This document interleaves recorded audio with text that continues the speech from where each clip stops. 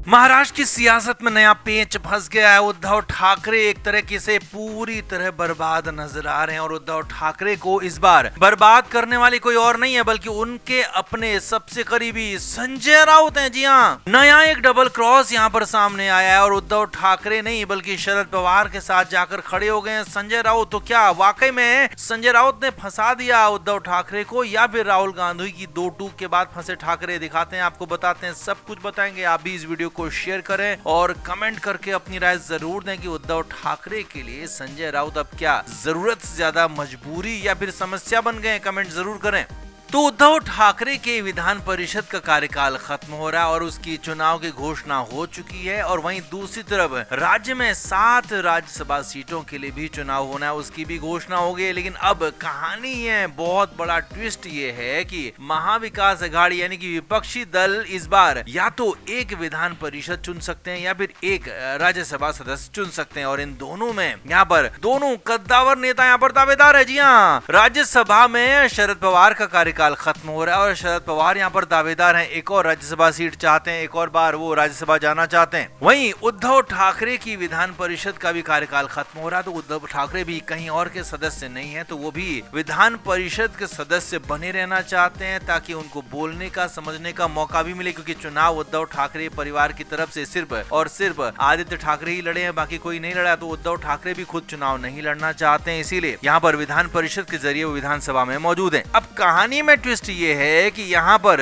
जब दो नेता हैं और सीट एक है, यानी कि दोनों के पास संख्या बल सिर्फ इतना है कि या तो विधान परिषद बन सकता है या फिर राज्यसभा बन सकता है, तो यहाँ पर संजय राउत ने शरद पवार की पैरवी कर दी है। जी हाँ, बड़ी बात यही है, संजय राउत ने साफ कहा है कि शरद पवार को एक और राज्यसभा का टेन्योर मिलना चाहिए। और वैसे भी हम आपको हमेशा ही बताते रहे हैं कि संजय राउत उद्धव ठाकरे से ज्यादा यहाँ पर पूरी तरह से लॉयल शरद पवार के लिए रहे हैं और शरद पवार के ही जरिए संजय राउत ने उद्धव ठाकरे को भी मुख्यमंत्री बनवाया था। और संजय राउत की लॉयल्टी साफ साफ अब नजर आ रही है शरद पवार की तरफ, क्योंकि उनके अपने आका, घर के मालिक एक तरीके से उद्धव ठाकरे यहाँ पर फंसे हुए हैं। लेकिन संजय राउत साफ साफ कह रहे हैं कि उद्धव ठाकरे का नाम तक नहीं लिया और ये कह रहे हैं कि शरद पवार को फिर से राज्यसभा जाना चाहिए। और क्योंकि इस मामले में पूरा पेंच तब फंसा है कि जब कांग्रेस का बयान आया, हालांकि अगर कांग्रेस चाहे तो वो दोनों ही यानी कि विधान परिषद भी राज्यसभा भी मिल सकते हैं, उद्धव ठाकरे भी और शरद पवार दोनों ही राज्यसभा और विधान परिषद अपनी अपनी सीटों पर जा सकते हैं। लेकिन इसके लिए कांग्रेस की मदद की जरूरत है। लेकिन कांग्रेस की तरफ से, राहुल गांधी की तरफ से दो टूक कह दिया गया, अगर हम राज्यसभा में शरद पवार का समर्थन करते हैं तो फिर हम विधान परिषद में उद्धव ठाकरे का समर्थन नहीं करेंगे। यानी कि यहाँ पर कांग्रेस अपना कैंडिडेट चाहती है, अपने प्रत्याशी को लड़ाना जिताना चाहती है। अब भले उद्धव ठाकरे और शरद पवार बड़े नाम है, लेकिन कांग्रेस भी बार्गेनिंग में पीछे नहीं हटना चाहती है। एक सीट पर जोर आजमाइश मची हुई है और इसीलिए इस पूरी कवायद में फंस गए हैं चौतरफा उद्धव ठाकरे, कहीं के नहीं रहे हैं। और उनके अपने खिलाड़ी या कहें कि अपने उनके शागिर्द, अपने प्यादे संजय राउत ने नया डबल क्रॉस कर दिया है, शरद पवार के पाले में जाकर खड़े हो गए हैं, शरद पवार की पैरवी कर रहे हैं, खुलकर पैरवी कर रहे हैं। और अब कहानी ये हो गई है कि संजय राउत की इस पैरवी के बाद खुद उद्धव ठाकरे ही फंस गए, क्योंकि अगर शरद पवार राज्यसभा सांसद बनते हैं तो उद्धव ठाकरे के लिए रास्ते बंद हो जाएंगे, पूरी तरीके से बंद हो जाएंगे। तो आपका क्या मानना है? क्या संजय राउत जानबूझकर उद्धव ठाकरे के साथ ऐसा कर रहे हैं या फिर वो शरद पवार के साथ अपनी लॉयल्टी निभा रहे हैं? आप क्या मानते हैं? कमेंट जरूर करें, वीडियो को शेयर भी करें।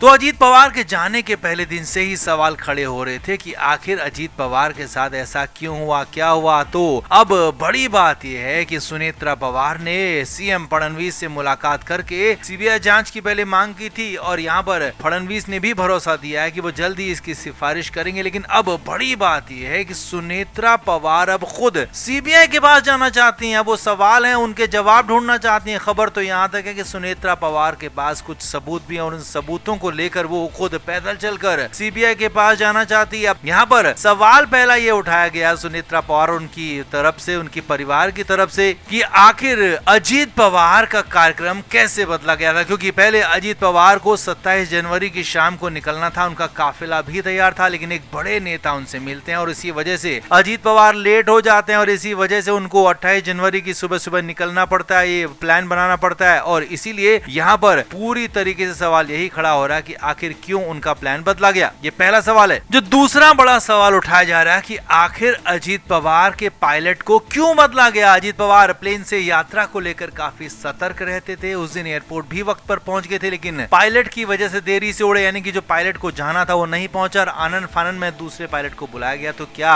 दूसरा पायलट आनन फानन में ऐसे ही बदला गया या फिर कुछ और है कहानी, ये सब कुछ भी यहाँ पर जानने की कोशिश की गई है। तीसरा बड़ा सवाल ये है जो सबसे बड़ा है कि क्या इस प्लेन में एक्स्ट्रा फ्यूल टैंक था। ममता बनर्जी, संजय राउत समेत कई नेताओं ने प्लेन क्रैश की घटना पर संदेह जताया था। तो अब यहाँ पर सुनेत्रा पवार, रोहित पवार ने सवाल उठाया कि क्या इस प्लेन में एक एक्स्ट्रा फ्यूल टैंक था और सीसीटीवी फुटेज की भी जांच की जानी चाहिए, क्योंकि ये सिर्फ गैर कानूनी ही नहीं है बल्कि एक्स्ट्रा फ्यूल टैंक एक बम की तरह काम करता है और प्लेन क्रैश होने की कंडीशन में बचने की संभावनाएं पूरी तरह से खत्म हो जाती हैं और ये सबसे बड़ा क्राइम है। चौथा बड़ा सवाल है कि आखिर ब्लैक बॉक्स जल कैसे गए। एयरक्राफ्ट एक्सीडेंट इन्वेस्टिगेशन ब्यूरो यानी कि AAIB प्लेन क्रैश की जांच कर रहा है और ये जांच सिविल एविएशन मिनिस्ट्री के स्टैंडर्ड और प्रैक्टिस के हिसाब से हो रही है। लेकिन अब पता चला है कि 2 ब्लैक बॉक्स थे और दोनों ही जल गए हैं और मैन्युफैक्चरिंग कंपनी से भी सपोर्ट लिया जा रहा है कि ताकि डेटा हासिल किया जा सके। लेकिन बड़ा सवाल ये है कि आखिर जो ब्लैक बॉक्स किसी भी कंडीशन में, किसी भी हालात में, चाहे समुद्र के नीचे हो, बर्फ में हो या फिर ज्वालामुखी में हो, वहां नष्ट नहीं होता। तो यहाँ कैसे ये गड़बड़ा गया, कैसे जल गया। 1000 डिग्री से ज्यादा टेम्परेचर झेलने वाला ब्लैक बॉक्स